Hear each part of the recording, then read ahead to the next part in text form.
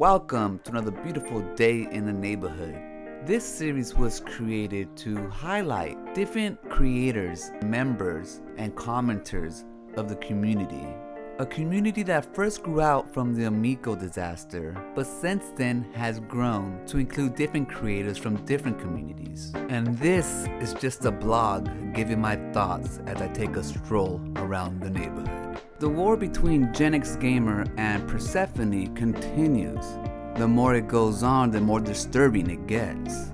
Persephone accuses Gen X Gamer of being token, exhibiting fascist, racist, and bigotry behavior, while Gen X Gamer is accusing Persephone of being racist herself. Gen X's main argument when it comes to Persephone being racist is that she is white, a person of privilege who is lecturing a minority, a person who historically has been a subject of racism in this country. But I don't think that's racism. A member of the community, Jersey28, left a comment on my last video regarding this subject. Interesting video. Didn't know about any of this stuff.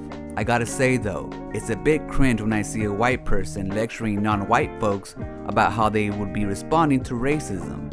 Even perhaps a bit racist itself, no? Implying that you, the person on the video, can dictate a minority's behavior or responses, ... And I replied, I can see your hesitation to side with the white person lecturing minorities and responding to racism, but I think it's because we've been conditioned to believe that only whites are capable of being racist, and minorities are the only victims of racism. However, racism affects society as a whole. So even someone who is white is capable of identifying racism, and when they do, have a responsibility of pointing it out regardless of where it's coming from. Not only because racism is wrong and has no place in society, but it also demonstrates that not all white people are racist, which gives us that cringe feeling you spoke of. As a minority who lectures all people, including whites, on racism at times, it would be wrong, maybe even racist, not to extend the same courtesy. In this case, if you're conflicted, which is okay because racial issues can be complicated to talk about, especially between different races, I find it helpful to listen to the arguments and determine which sound more logical to you. So that's exactly what I started to do, just listen to the arguments, listen to the points and the examples that they're using, and then determine who I believe is right or wrong in the situation. When it comes to Gen X Gamer's videos, he's choosing to focus on Persephone's looks and lifestyles as opposed to tackling the accusations and arguments that she's presenting against him. He makes fun of her for potentially being poor because she chooses to wear the same sweater in different videos, accusing her of not showering and being smelly.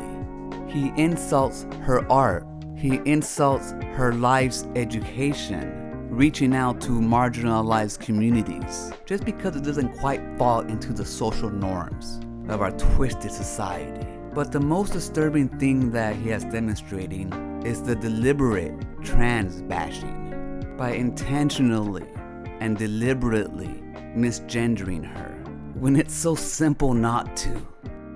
Here's the thing, Gen X Gamer. Persephone is accusing you of being token, being racist, and being a bigot. You don't prove her wrong by proving her right. And the way that you're trans bashing, yes, misgendering her on purpose, is trans bashing. Regardless if your wife has trans friends, it doesn't give you the right to do it. In fact, it makes you a bigot. And it brings me no pleasure in saying that. But I remember you saying this. Good people do good things, and what you're doing right now isn't good. Now again, Gen X Gamer's defense was that the reason why he went that low was because she called him token and racist and so on. But Persephone gave examples, using your words and then giving her interpretation on why she believes it. Never once from what I've seen, she resorted to physical attacks or anything of that nature. And instead of disputing those accusations, Gen X Gamer resorts to trying to expose her with things that she's open with and there's nothing wrong with whatsoever. Again, it's just something that doesn't coincide with society's norms, thus making it more important than other people will give her credit for. Just know, I take no pleasure in doing this whatsoever, but bigotry must be spoken out against in the community, or else it's just gonna spoil the whole neighborhood. Then there was the CEO, scammed millions of dollars and he was fighting every critic.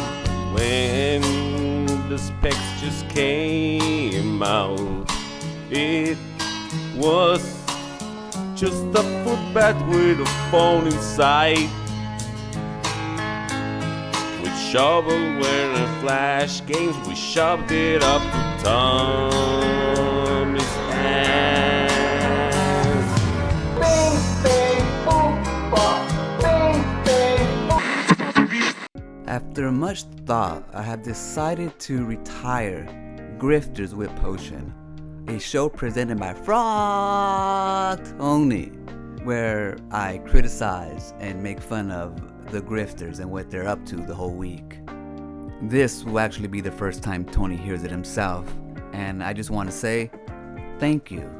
You really helped me more than you even know. But it's just time for me to move on.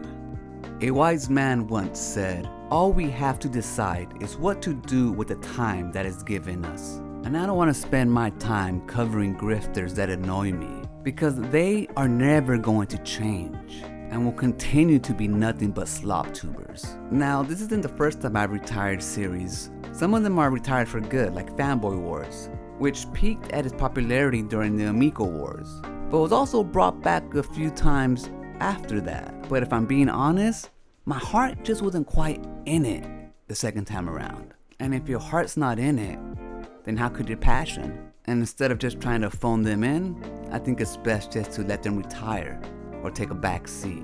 But the good news is it makes room for more creative endeavors. And I figured it's best that I use the time that is given to me to show you the stuff that I enjoy, the things that I find interesting, not just in video games, but in life. As for Frog Tony, he's gonna be just fine. He's currently battling to take over the indie comic scene, inking his way to the top of the food chain, exposing grifters in his own right, with no indication of slowing down.